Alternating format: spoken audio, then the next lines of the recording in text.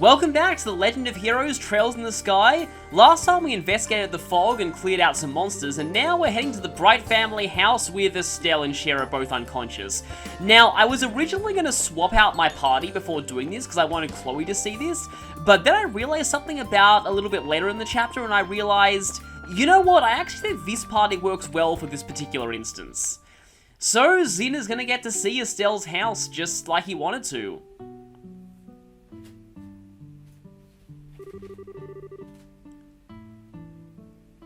It's kind of a shame you just have the normal relaxing music here instead of the main theme of the Bright home that you heard at the start of the first game. So obviously you get different comments here depending on who you bring.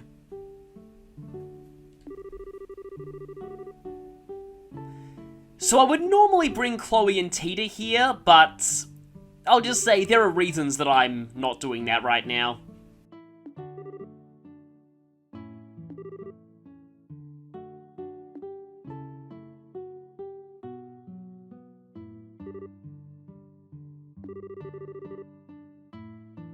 Somebody left the skylight open, apparently. And so here we are inside. As I said previously, you can visit the house on your way to investigating the Elise Highway, or you can do it afterwards.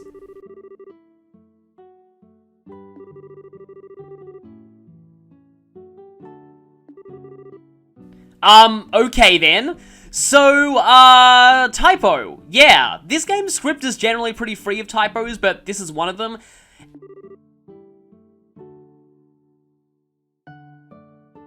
And we don't have the excuse of one particular route being favoured over others and maybe proofread more, because you always have Shera for this chapter.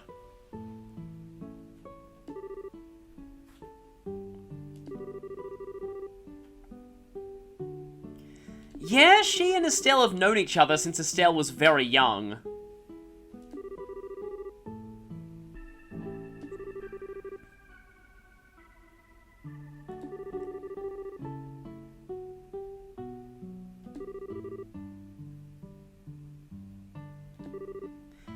So, now it's time for some Shera backstory.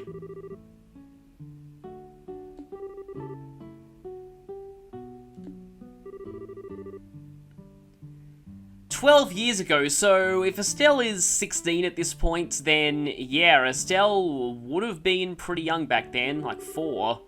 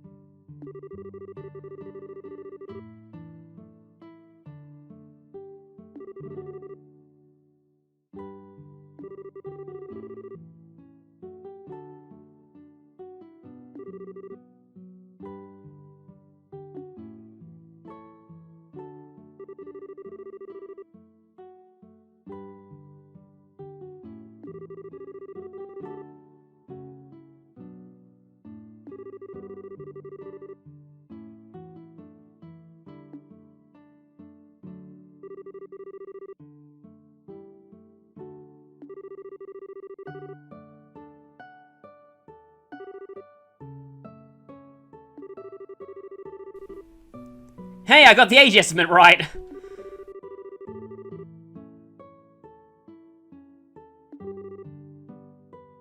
Yeah, she really became part of the family at that point.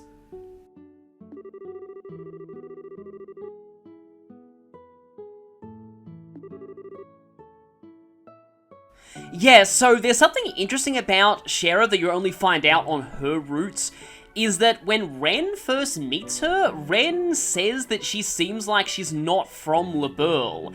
It's never directly confirmed exactly where Shera comes from, but it is implied to be somewhere south, and we're not entirely sure where that is.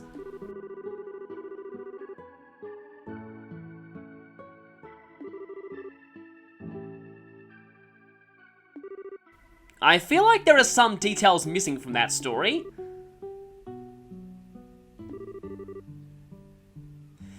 No. Estelle was, I think, 5 when that happened? Okay, 3 years, so yeah, Estelle was actually a bit older when Joshua first joined the family.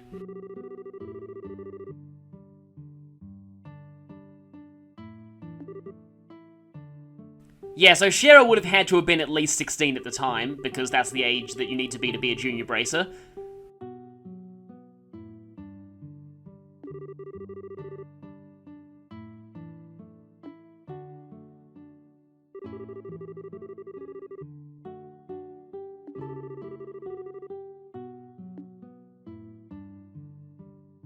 Actually, they didn't quite leave the Bright House just yet, because if you head over here, there's a fishing spot at the Bright House. This one can be pretty easy to miss. And with this, there's only one fishing spot we have left to find for that one side quest. So, yeah, the bamboo fishing rod tends to do the best here.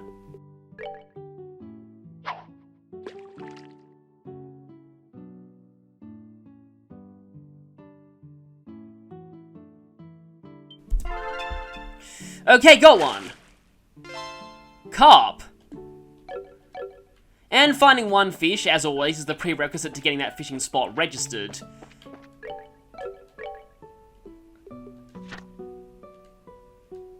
Okay, that's interesting. We don't have the fishing spots logged because we haven't technically accepted the quest yet, but you don't need to complete it. You can just talk to the guy once you've found all 6 and that'll do it.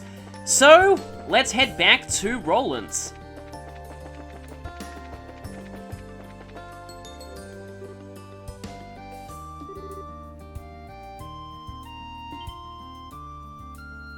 And on our way back, we meet up with, I'm terribly sorry, I've already forgotten. Yeah, Ridge, I knew it was Ridge. That was the first name that came to mind, but I was like, wait a minute, is that one of the guys from the other branches?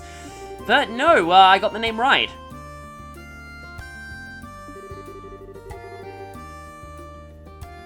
Well, sort of, we were fighting a few monsters. But overall, it's more mysterious than rough. We still don't know quite why this fog is here or what it's even doing. Well, good thing we took care of those wisdoms down the road.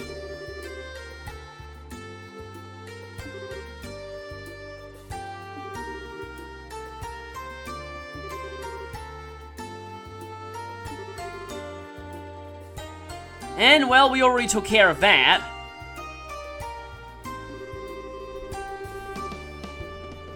Just make sure you don't accidentally detour into the Mistwalds. That would probably end badly, given how dangerous that place was back when we went there in FC.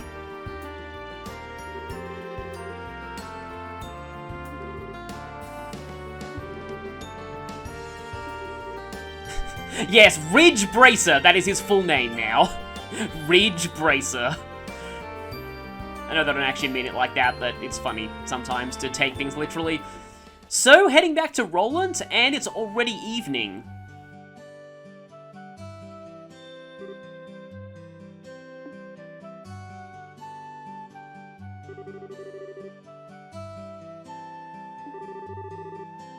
Okay, good, because whenever you start hearing sounds that no one else hears, that's when you have problems.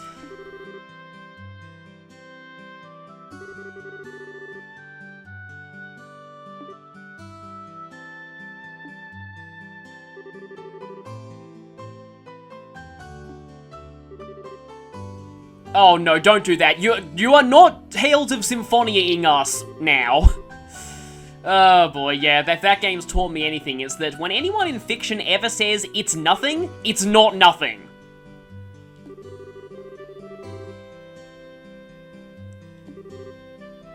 See, whenever Joshua reacted like that back in FC, well, you get the idea.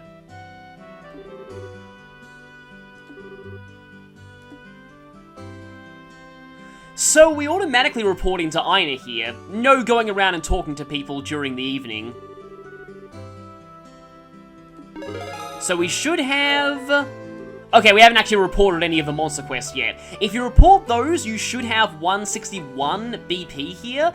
You might have 165 if you did the ring that flew away. You don't have to do that one right now, though. True. It is a bit weird that it stops at very specific places.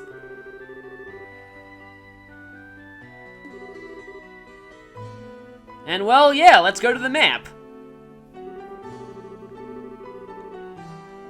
So it's further down the Malga Trail than anywhere else. And they conveniently mark out the whole affected area.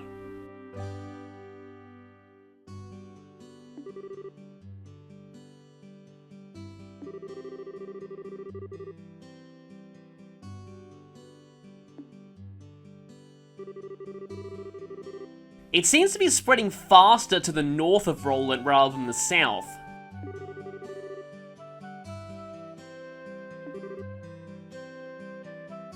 So, still a little bit in the dark, or shall we say, in the fog. It's kind of often that fog is used in a lot of contexts as a metaphor for confusion or, not knowing the truth.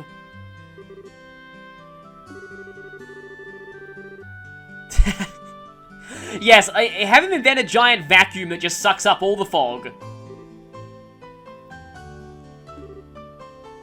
Of course, fog and inventions makes me now think of glasses that help you see through fog, but no. None of that here. Yeah, pretty sure that kind of thing is way more small scale than what we'd need here.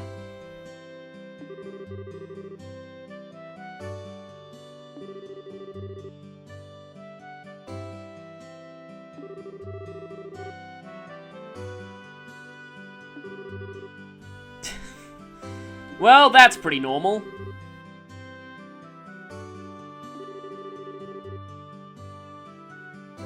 Yeah, see, nothing particularly dangerous has happened yet, and that's suspicious.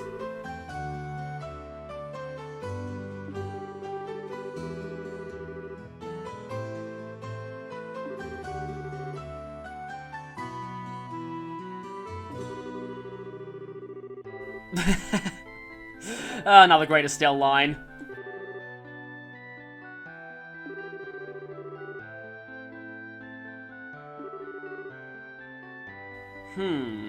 Because, yeah, we had the ghost sightings, we had the earthquakes, and Volta deliberately leaving witnesses. And, yeah, the threat letters. The third case was a little more obvious. You know, maybe we already have had a warning sign. Just putting that out there.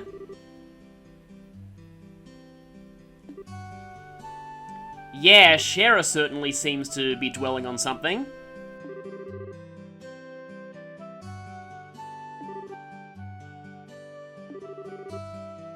Yep, you're thinking exactly what I'm thinking.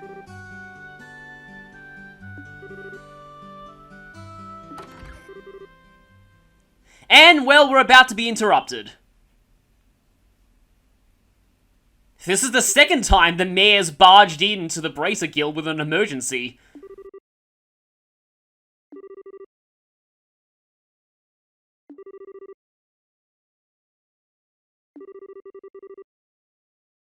That was kind of exactly like what happened last time, too. Yeah.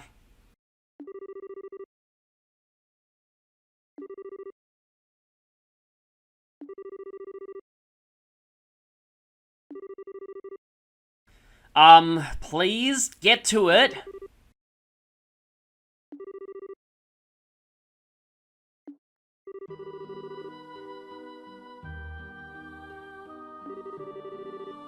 Lita is the maid in Mayor Klaus's household.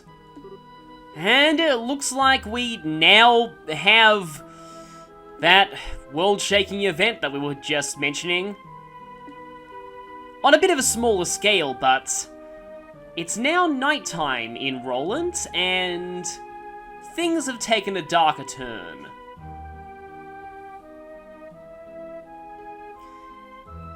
There's Lita.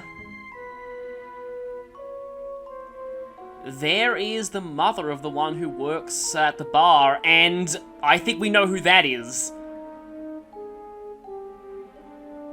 As well as the father of the young couple.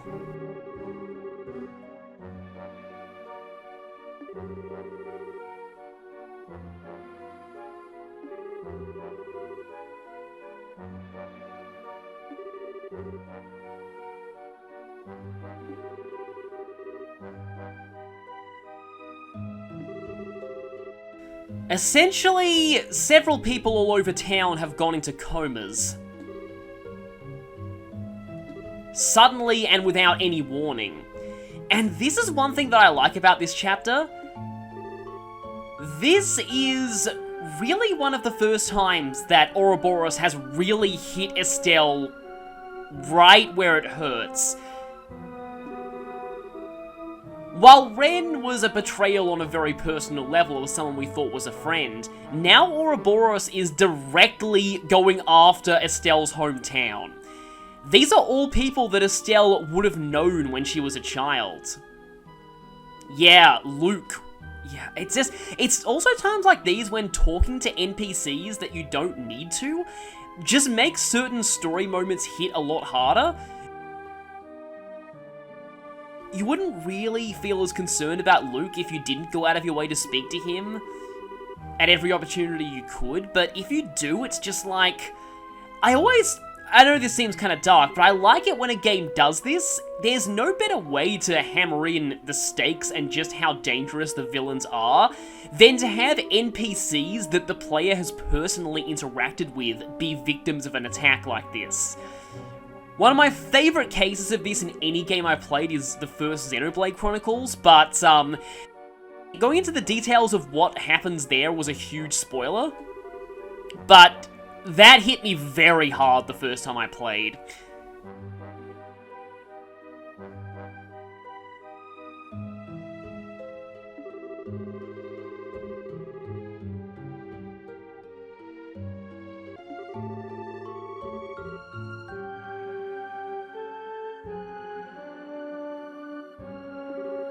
But back to this game. We have someone going around stealing people's souls, apparently. You'd think Estelle would be more freaked out about that, but she's actually not. She's come a long way since the ghost incidents.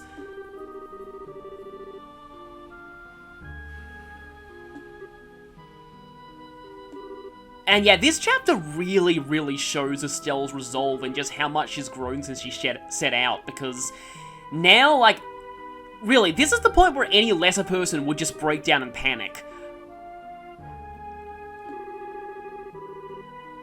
And she does have Shera with her to reassure her, but she is still trying to act as professional as she can in this crisis. Chapter 4 is overall fairly light on, I would say action, but actually Chapter 3 is the most light on action. It's mostly politics and overall world building. There's not a lot of actual fighting in Chapter 3 now that I think about it. And the only dungeons in Chapter 3 are optional ones. But also, I'm pretty sure everyone's suspecting them at this point. Roland certainly has more exploration, more dungeons, and more combat, but its overall stakes are a lot less drastic and a lot more closer to home, literally.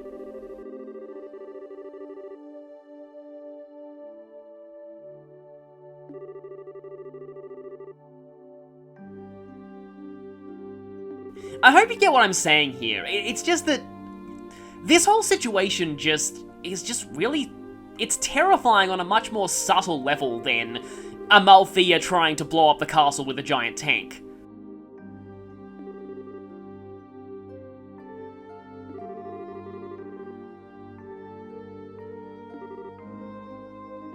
And they actually bring up a screenshot of the actual Bracer notebook, which has less side quests on it than we have in our actual file, but oh well.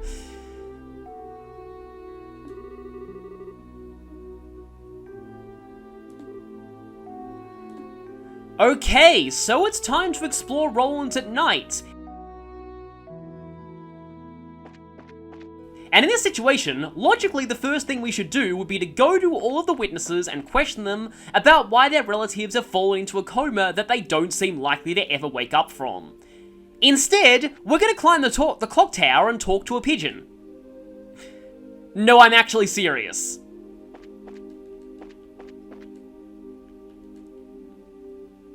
This one in particular is really difficult to get. You've got to be very quick. Jam, no. Blueberry muffin, not you. Orange juice, not you. Milk. I think we've found all of them except one I actually need. Bacon! There it is! That's the one I needed, and that gets you Breakfast Safari.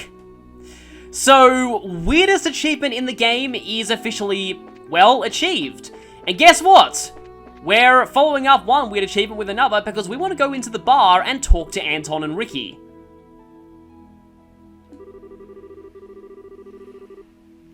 Blonde goddess, huh?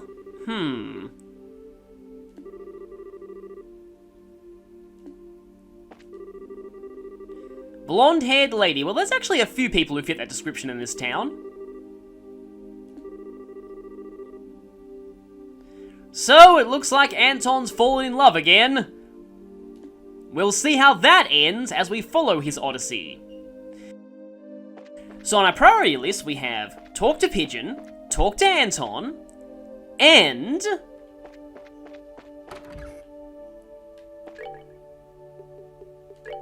help a lady find her lost cats. All those are higher priority than helping people who fall into comas. But while we're here, let's report the other quests.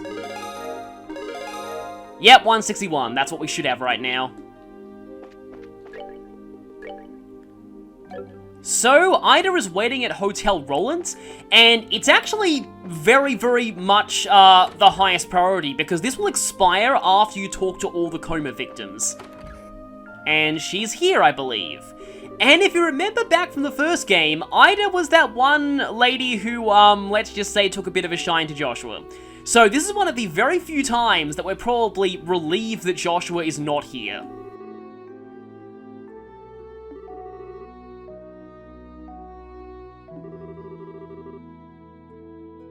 Especially after so many people have fallen into mysterious comas. Yep, she's lost again.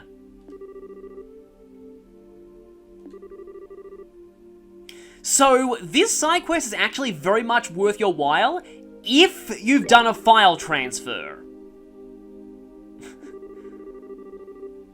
Yeah, even Estelle's wondering about this.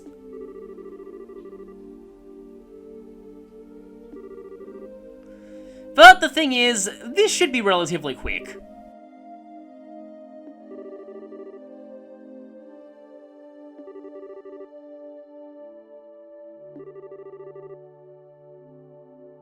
Oh yeah, you weren't here when all of that went down. Nobody else in the party was, except for Joshua.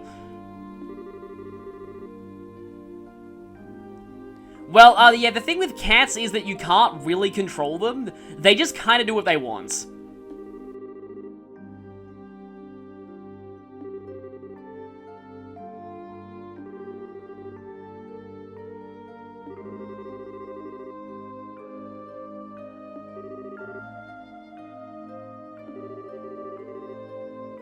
Landing port. Okay. Maybe the cat is secretly pen pals with Antoine from Zeiss and, sneaks out to go on an airship to see him. Light brown kitty, okay.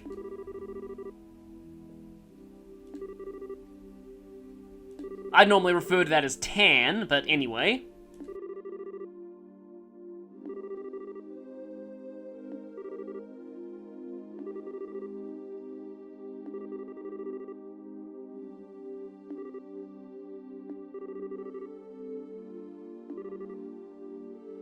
And so it's time to look for a lost cat. Those HP bars were really bothering me, so I fixed that. Let's go. To the landing ports. And over here... looks like Pervy Receptionist isn't here.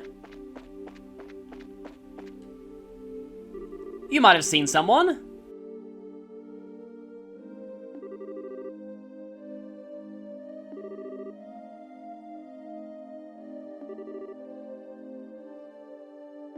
So there's been kind of an incident here, and Ouroboros might be responsible, but, we're looking for a cat right now.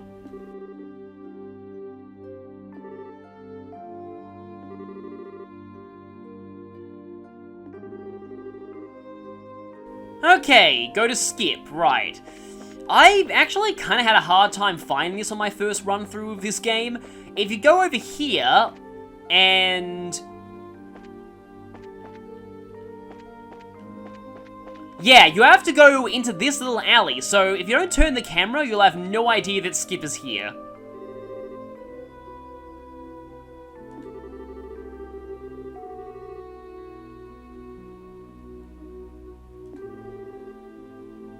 I'm definitely used to humidity where I live, so I can kind of empathize.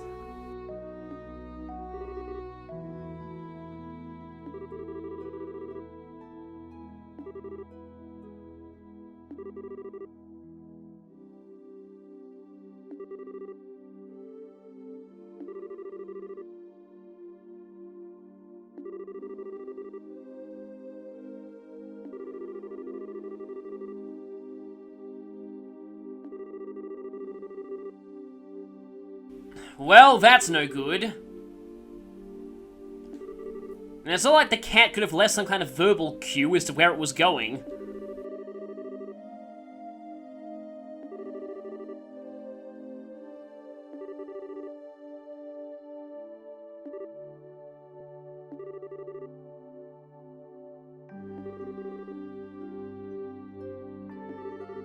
Well, thankfully, they wouldn't let that quest just end there.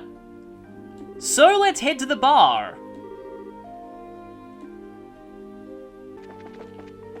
So this is actually where one of the coma victims is, but instead where, that's the wrong person. There you are, you look like a helmsman. And... okay. Quint is not here. Good to know. So, this might not be entirely obvious, but Quint is actually at the Orbital Factory.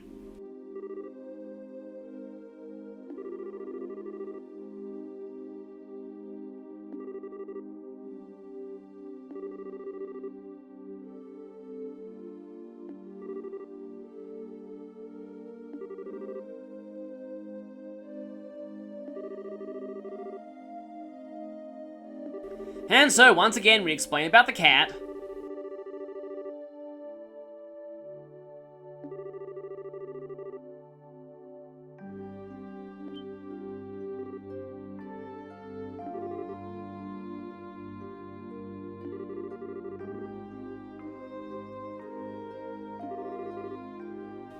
Oh, okay. So, wow, this chain of who saw the cat is getting more and more confusing.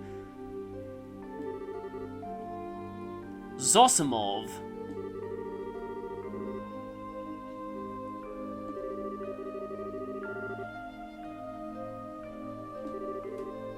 So, back to the landing port.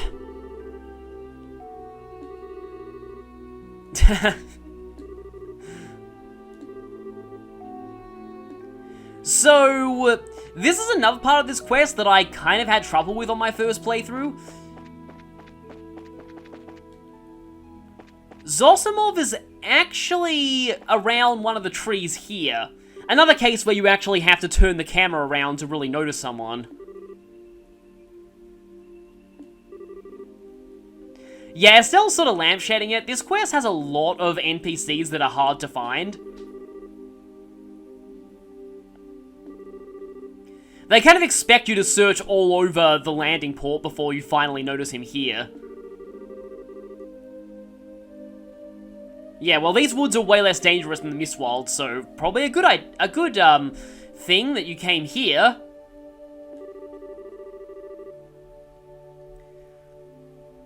Yeah, I see what he means. I mean, it probably is, given the rest of them are really dangerous.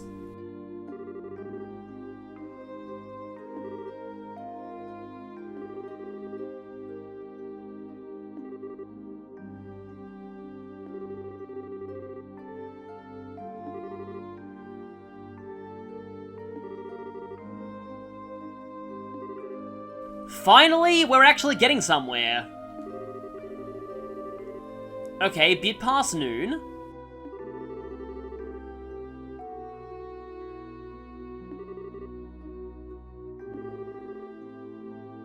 Yeah, maybe my pen pal theory was actually kind of true.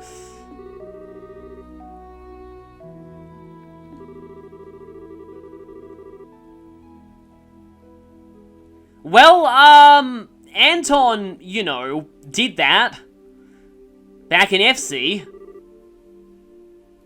I've said back in FC quite a lot during this part, I just noticed.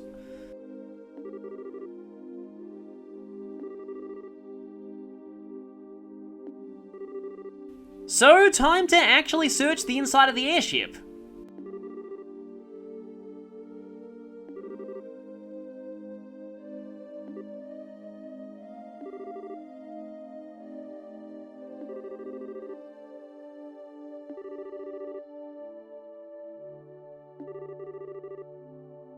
Oh no, I see where this is going.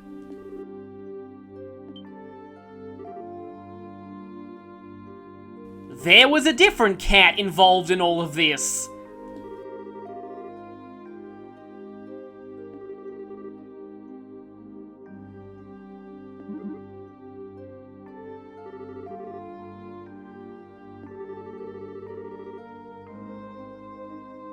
Oh yeah, the fact that we keep mentioning wheat-coloured every single time was not enough to clue you in that the colour was important? Yeah, I was wondering about that.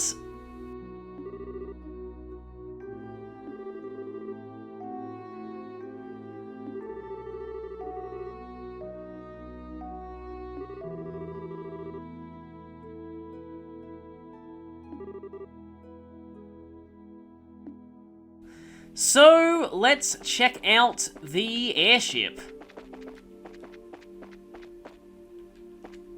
We need to talk to this guy to be allowed on, though. They're not gonna let us barge in there and investigate the place.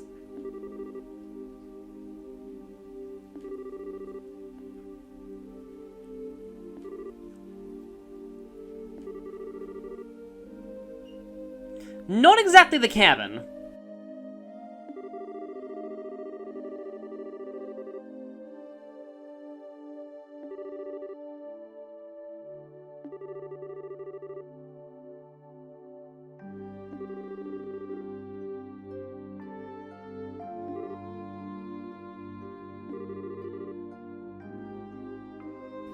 I mean, that's kind of true, but, I mean, don't we get some kind of bracer exception?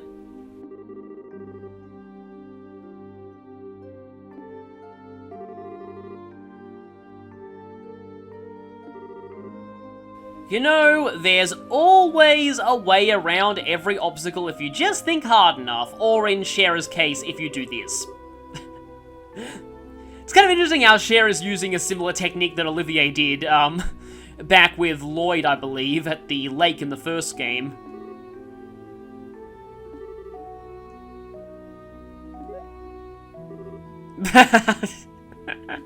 He definitely likes this in action.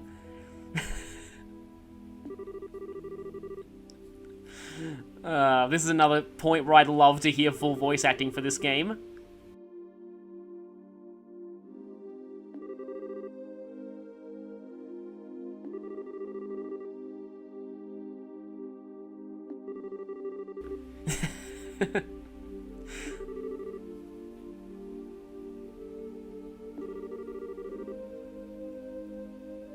Haven't actually seen that winking portrait of hers very often. I forgot about that. I forgot that he got so freaked out that he started speaking Geno. Okay, I am totally glad that Olivier is here. I don't normally bring him to this part of the game, so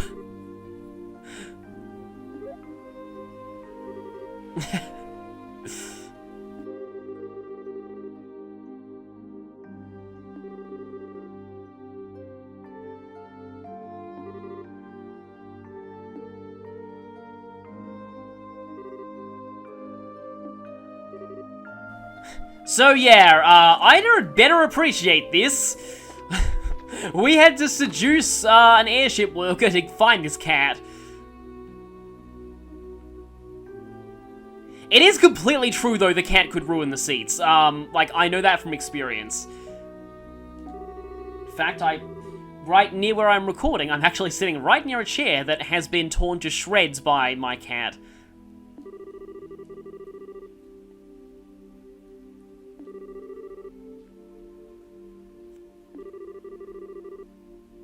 So the way they talk about this, it sounds like you're gonna have to fight something, but actually no, you don't. So don't worry about that.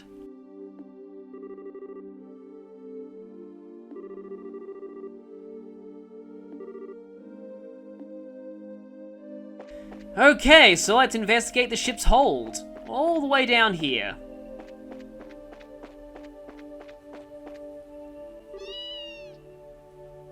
I love how it's just captioned cat voice.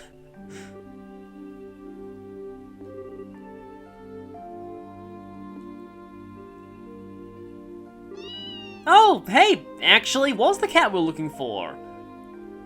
But why did that guy see a black cat?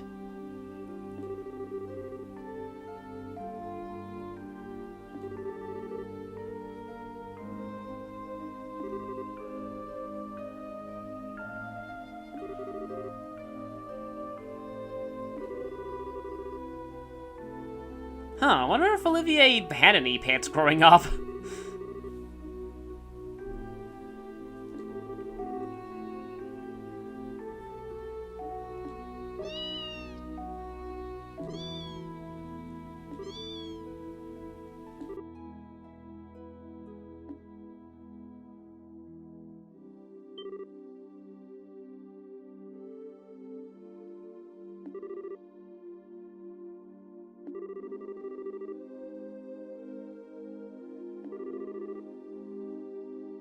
So, I went silent for a little bit. This actually resonates with me quite a lot because I have had a pet cat who actually did give birth. I've witnessed this kind of thing in real life. They really do go to a dark place to do it. In my case, my cat went under my couch. Not like under the couch, but literally inside the bottom of the couch. She cut a hole and climbed into it. Happened on New Year's Eve too. It was actually kind of interesting.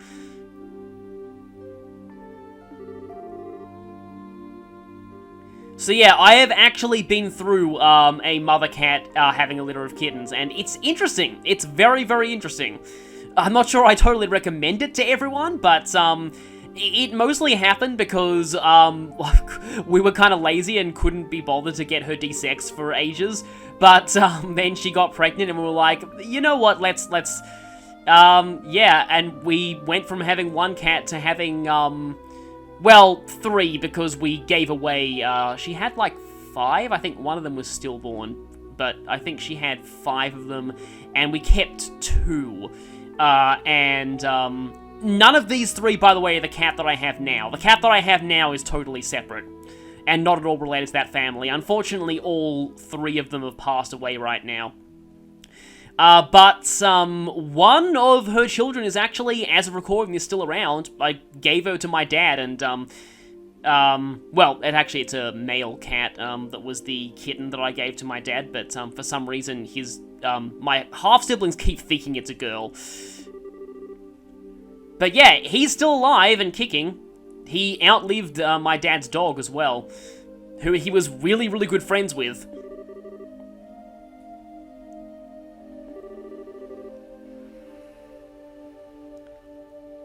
Yeah, well, this is weird, but yeah, it's just that this quest does actually hit home for me, because I have been through this.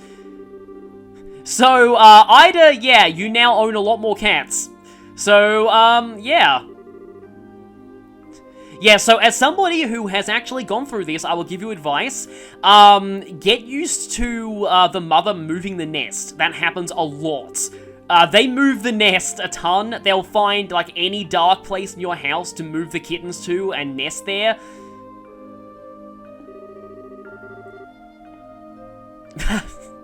I think Tittles is, like, a Falcom in-joke, because there's a cat named that in Cold Steel as well.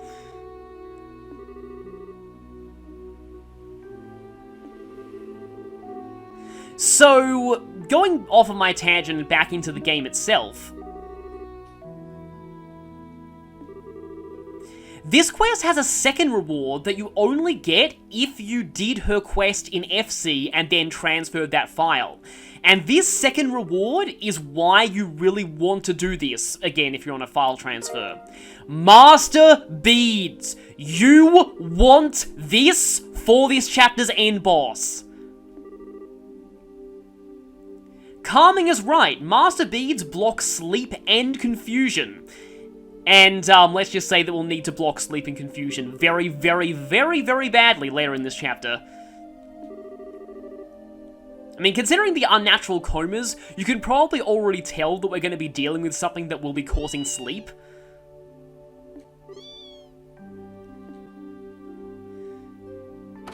But, yeah, all's well that ends well. And Ida is now on her way to becoming a crazy cat lady.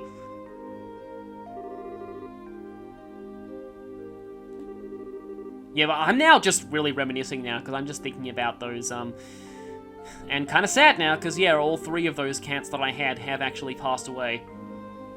Sadly, 2 of them, the mother and one of the, kittens, well, he was full grown by the time he passed away, but, from cancer, so I think it must have run in the family, unfortunately. But we have completed that quest, Search for the Lost Cat. And I want to go back in and talk to the cats again.